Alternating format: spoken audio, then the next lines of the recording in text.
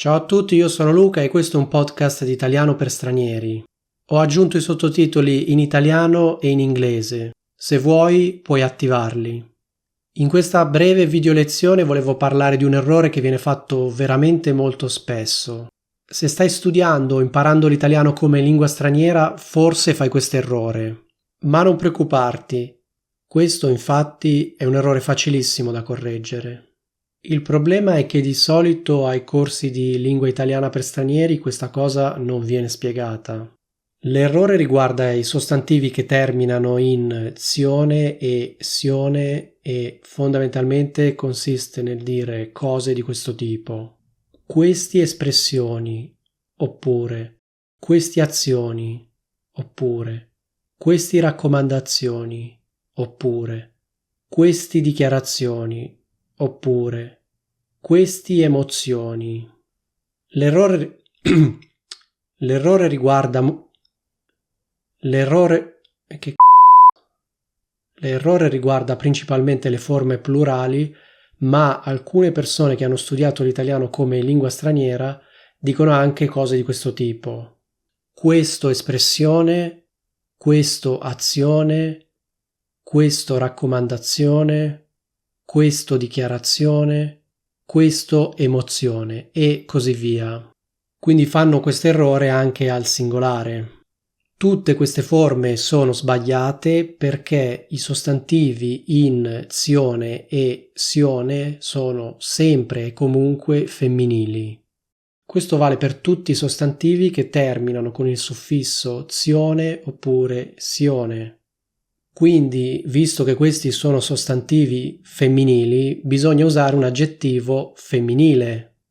Quindi non posso dire queste espressioni, devo dire queste espressioni. Perché? Perché espressione è un sostantivo femminile, quindi devo usare l'aggettivo femminile queste con la e. Allo stesso modo non posso dire queste azioni, ma devo dire queste azioni. Analogamente non posso dire queste dichiarazioni, devo dire queste dichiarazioni. E allo stesso modo non posso dire queste raccomandazioni, ma devo dire queste raccomandazioni. Anche il sostantivo emozione ovviamente è femminile e quindi dovrò dire queste emozioni. E così via. Vabbè, io vi ho fatto soltanto 5 esempi, comunque questo discorso vale per tutti i sostantivi che terminano con zione o sione. Lo stesso discorso vale per le forme singolari. Non posso dire questo espressione, devo dire questa espressione. Allo stesso modo non posso dire questo azione, devo dire questa azione. E analogamente non posso dire questo raccomandazione, devo dire questa raccomandazione. Lo stesso discorso vale per il sostantivo dichiarazione, dovrò dire questa dichiarazione.